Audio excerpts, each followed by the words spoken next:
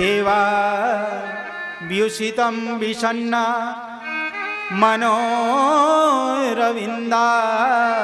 दिद्रेक्षते त्वां मनोरविन्दाक्ष दिद्रेक्षते त्वां। हे प्रभु, मेरा मन आपके चरणों में ऐसे लगा रहे। कैसे? तो कहते हैं अजात पक्षा इव मातरम खगा। जिस प्रकार एक बिना पंख का पक्षी अपनी मां को याद करता है, उसकी मां दाना चुगने के लिए बाहर चली जाती है, वो चुपचाप दुबका बैठा रहता है। जैसे ही उसकी मां अपना पंख फड़फड़ाते हुए उस डाल पे आके बैठती है, घोंसले के समीप आके बैठती है, मां को देखते ही वो पक्षी चहचहाने लग जाता है, घोंसले से लगता है बाहर निकल आएगा, अपना मुख बाहर करता है, देखता है अपनी मां को। जिस प्रकार वो पक्षी, छोटा सा बच्चा, वो अपनी मां के लिए व्याकुल रहता है, ऐसे ही मेरा मन भी आपके चरणों के लिए व्याकुल रहे।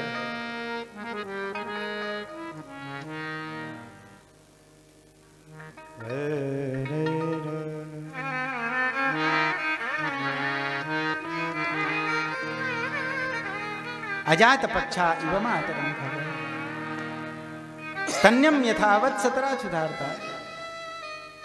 जिस प्रकार एक दूध पीने वाला बछड़ा अपनी मां को याद करता है, दूध पीने वाला बछड़ा 25 दिन का बछड़ा होता है। गाय जब खेतों में से लौट कर आती है ना, वो 25 दिन के बछड़े को 25 साल का ग्वाला पकड़ के खड़ा होता है। लेकिन जैसे ही वो बछड़ा अपनी मां को देखता है, वो इतनी जोर लगा के खींचता है कि 25 दिन के बछड़े को वो 25 साल का ग्वाला पकड़ नहीं पाता है, भागता है अपनी मां की तरफ, हाथ से छूटकर भाग पड़ता है। लेकिन इसमें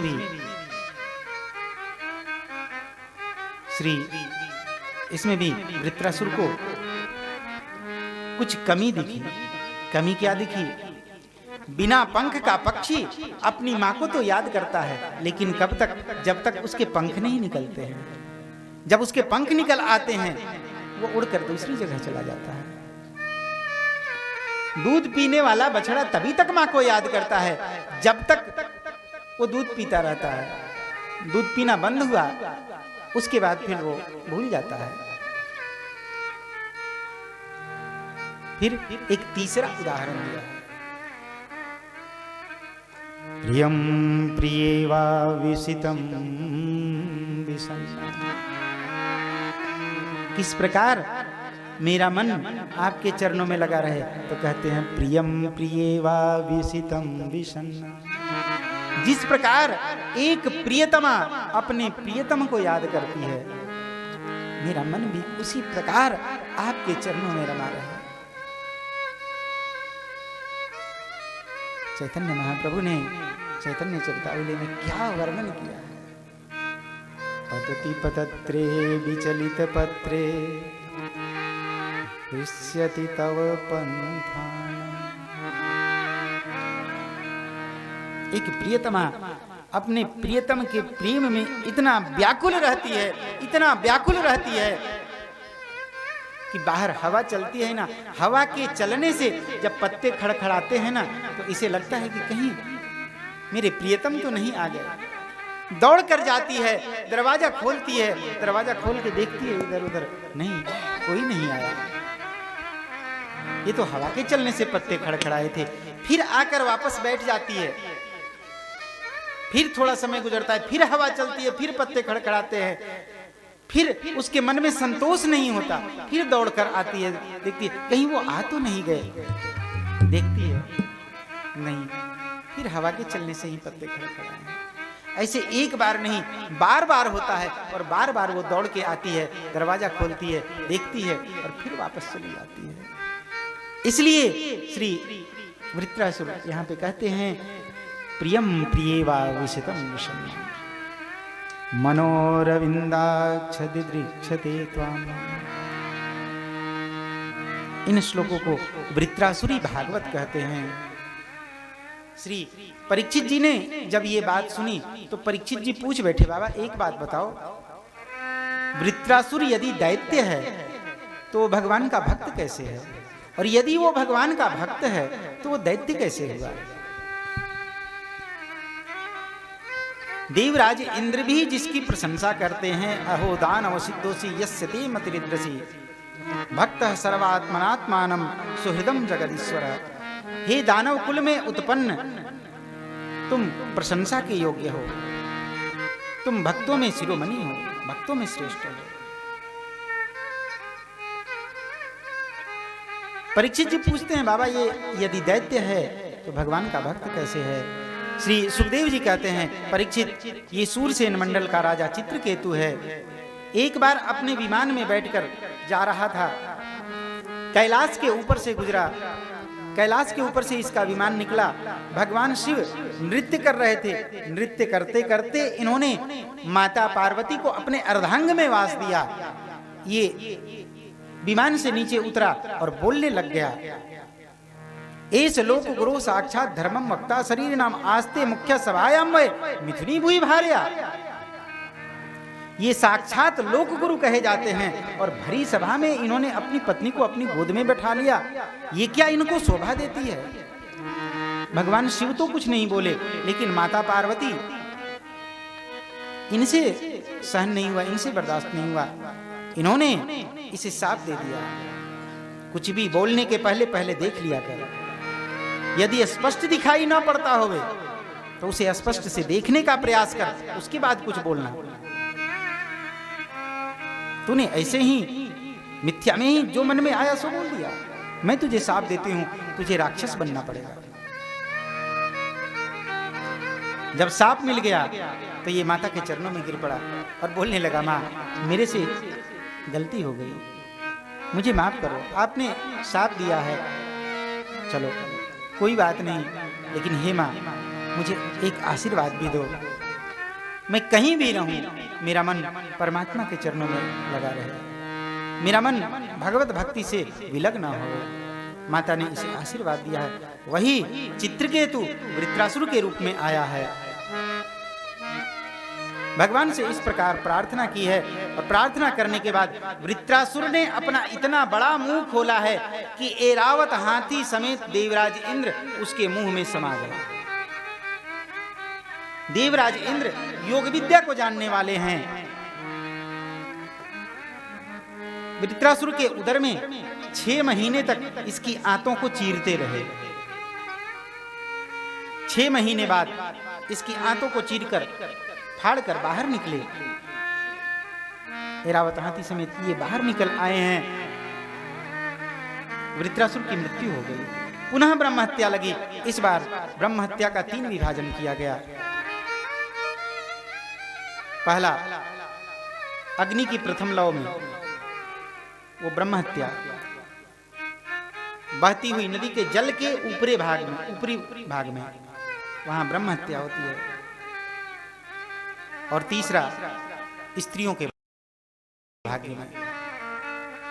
ये 3 जगह ब्रह्म हत्या का विभाजन किया गया। जय जय श्री राधे। इसके बाद दिति ने कश्यप जी से पूछकर एक व्रत किया है। जय श्री राधे। पयोव्रत किया है और इंद्र के शत्रु को उत्पन्न करने के लिए इसके फलस्वरूप उधर में जो बालक आया है वो बहुत बलवान था। एक दिन सायंकाल के समय जूठे मुंह खुले बाल दिति सो गई। देवराज इंद्र प्रतीक्षा में थे कि कब इससे कुछ गलती हो और हम इसके गर्भस्थ बालक को नष्ट करें। देवराज इंद्र इसके गर्भ में प्रवेश करके आए। जो बालक था उसके 7 टुकड़े कर दिए। व्रत के प्रभाव से वो 7 टुकड़े पुनः जीवित हो गए। फिर उनके 7 टुकड़े किए। व्रत के प्रभाव से वो पुनः जीवित हो गए। इस प्रकार 49 टुकड़े हो गए और वो 49 जीवित हो गए। ये 49 मरुदगण कहलाए। इन्होंने कहा अब हम आपके शत्रु नहीं रहे, अब तो हम आपके मित्र हो गए, क्योंकि हमारी माँ का व्रतभंग हो गया है, इसलिए आप हमें मारिए नहीं, आप हमें छोड़ दीजिए। देवराज इंद्र ने कहा मारुदः, मत रो, हम तुम्हें छोड़ देते हैं। इसलिए इनका नाम मरुदगण हुआ। ये 49 मरुदगण कह रहा है। श्री परीक्षित जी पूछ बैठे, बाबा एक बात बताओ, भगवान देवताओं का पक्ष लेते हैं और दैत्यों को मारते हैं, ऐसा क्यों करते हैं? पर श्री सुखदेव जी ने कही, परीक्षित, भगवान किसी का पक्ष नहीं लेते, भगवान किसी के साथ पक्षपात नहीं करते। जो भगवान की शरण में जाता है भगवान तो उसकी रक्षा करते हैं। कामात् द्वेषात् भयात् स्नेहात् तथा भक्तेश्वरे मना आवेश्यम तदधम हित्वा बहवस्तद्गतिं गतः।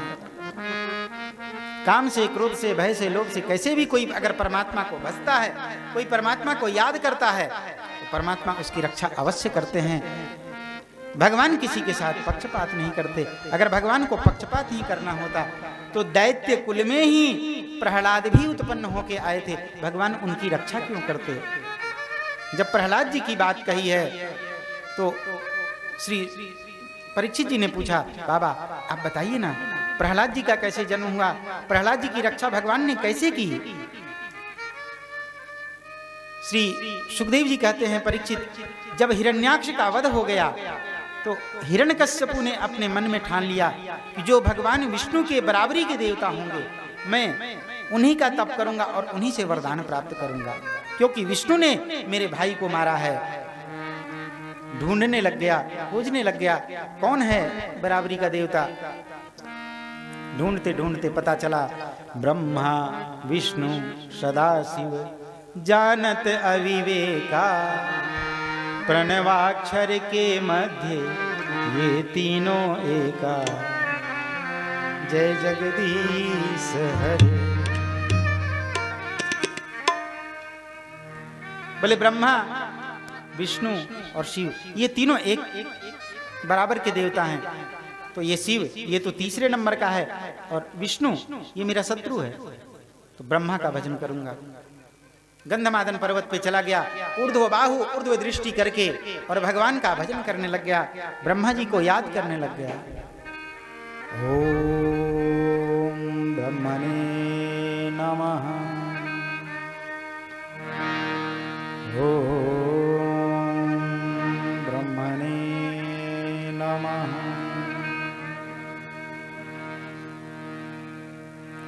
ओम ब्रह्मणे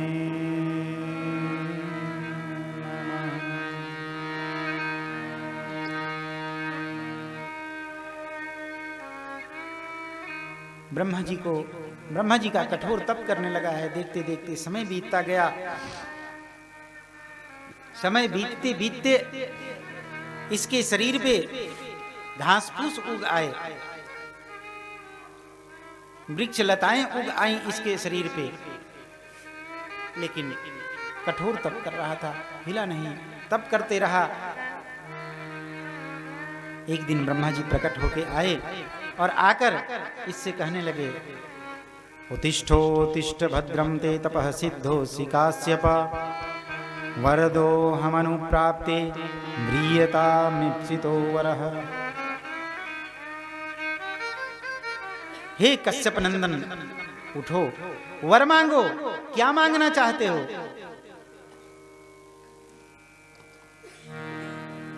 हिरण्यकश्यपु ने आंखें खोली, आंख खोलकर देखा तो ब्रह्मा जी आगे खड़े थे। बोले प्रभु आप मुझे कुछ देना ही चाहते हो तो मुझे अमरता का वरदान दो। ब्रह्मा जी ने अपने कमंडल से जल छीटा तो इसके शरीर पे जितने घास फूस गए थे सब खत्म हो गए, शरीर पूर्ववत हो गया था। बोला प्रभु अगर कुछ देना चाहते हो तो आप मुझे अमरता का वरदान दो। ब्रह्मा जी ने कही, बेटा तू जिस ब्रह्मा से अमरता का वरदान मांग रहा है वो ब्रह्मा खुद भी अमर नहीं है, तो तुझे कहां से अमर कर सकते हैं? तू कोई और वरदान मांग ले। नहीं बाबा मुझे तो अमरता का ही वरदान चाहिए। बोले अमरता का वरदान नहीं दे सकता मैं, ये मेरे बस में नहीं है। बोले ठीक है, अगर आप अमरता का वरदान नहीं दे सकते तो मैं एक नहीं आपसे 15 वरदान मांगूंगा। बोले ठीक है, मांग ले। बोले ठीक है, आप अगर मुझे अमरता का वरदान नहीं दे सकते तो मुझे वरदान दीजिए, मैं ना घर के भीतर मरूं ना घर के बाहर मरूं, ना दिन में मरूं ना रात में मरूं, ना गीले में मरूं ना सूखे में मरूं, ना आकाश में मरूं ना पृथ्वी पे मरूं, ना अस्त्र से मरूं ना शस्त्र से मरूं, ना नर से मरूं ना पशु से मरूं, आपके बनाए किसी दिन में नहीं, आपके बनाए किसी जीव से नहीं, आपके बनाए किसी हथियार से नहीं। ब्रह्मा जी ने कही बस? बोले हाँ। ब्रह्मा जी ने कही तथास्तु, तुमने जो वरदान मांगा है ऐसा ही होगा। ब्रह्मा जी ने आशीर्वाद दिया और ब्रह्मा जी वहां से चले। हिरण्यकश्यप मुस्कुराया, मैंने तो बूढ़े की बुद्धि को ठग लिया।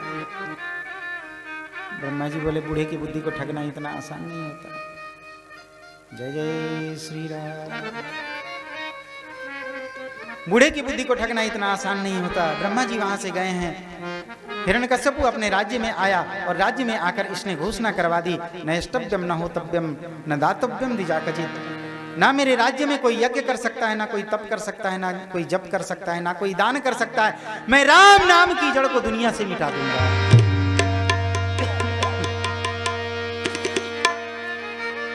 राम नाम की जड़ को दुनिया से मिटाने चले हैं। राम नाम की जड़ जो हिलाना चाहते हैं ना, वो खुद ही हिल जाते हैं। राम नाम तो ऐसा जड़ है जिसके सहारे हम बैठे हैं। और जो कहते हैं कि राम नाम को हम उखाड़ फेंकेंगे, अपनी सोच लो। जो राम नाम को उखाड़ने के कहते हैं ना, वो अपनी सोचें। जय जय श्री राधे। हिरण्यकश्यप ने कहा कि मैं राम नाम की जड़ को उखाड़ फेंकूंगा। भगवान ने कही राम नाम की जड़ को तू क्या उखाड़ेगा, तेरे घर में ही राम नाम की जड़ लगाता हूं। उखाड़ना तो दूर, हिला के दिखा। प्रहलाद जी का जन्म हुआ। प्रहलाद जी अपने विद्यालय जा रहे थे पढ़ने के लिए। रास्ते में एक कुम्हार कुम्हारी बैठकर रो रहे थे। प्रहलाद जी ने पूछा, आप क्यों रो रहे हैं? कुम्हार कुम्हारी ने कहा, हमने जो ये मिट्टी के बर्तनों का आंव लगाया है ना, इसके अंदर बिल्ली के बच्चे बंद हो गए हैं। वो कैसे? बोले हम इसके अंदर घड़ा रख रहे थे, एक घड़े में बिल्ली के बच्चे थे, कच्चे घड़े के अंदर बिल्ली के बच्चे थे। हमने सोचा वो घड़ा अलग बाद में निकाल देंगे, लेकिन वो आंव लगाने के चक्कर में जल्दी जल्दी में वो घड़ा भी इसके अंदर चला गया। अब हमने आंव लगा दिया, आग जला दी है। अब भगवान से प्रार्थना कर रहे हैं कि हे प्रभु, उन बिल्ली के बच्चों की रक्षा करना जो उस आंव के अंदर बंद हो गए हैं। प्रहलाद जी ने कही, भगवान तो मेरे पिताजी हैं। कुमार कुमारी मुस्कुराए, अरे तेरे पिता केवल मारने के लिए भगवान है, किसी को जीवन दान नहीं दे सकते हैं।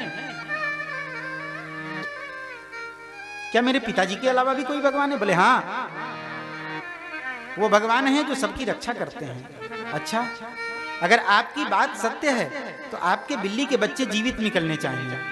अगर मेरे पिता के अलावा भी कोई भगवान है तो वो इन बिल्ली के बच्चों की रक्षा करेगा, और अगर नहीं है तो मैं अपने पिताजी से जाकर आपकी शिकायत करूंगा कि ये कुम्हार और कुम्हारी आपको छोड़कर किसी और भगवान को भजते हैं।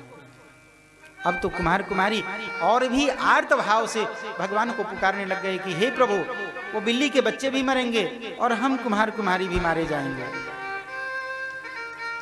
आप रक्षा करो, उस बिल्ली के बच्चों की आप रक्षा करो।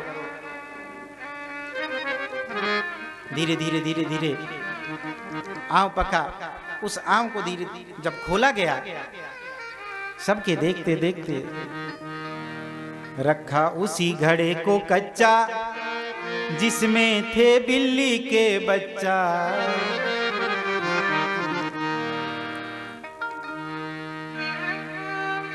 जिसमें बिल्ली के बच्चे थे वही घड़ा, वो घड़ा कच्चा ही निकल आया। बाकी सब घड़े पक गए और वो घड़ा कच्चा निकल आया। बिल्ली के बच्चे उसमें से फुदकते हुए बाहर निकले। सबने देखा। कृष्ण गोविंद मुरारे, हे नाथ नारायण वासुदेवा। श्री गोविंद हरे मुरारे,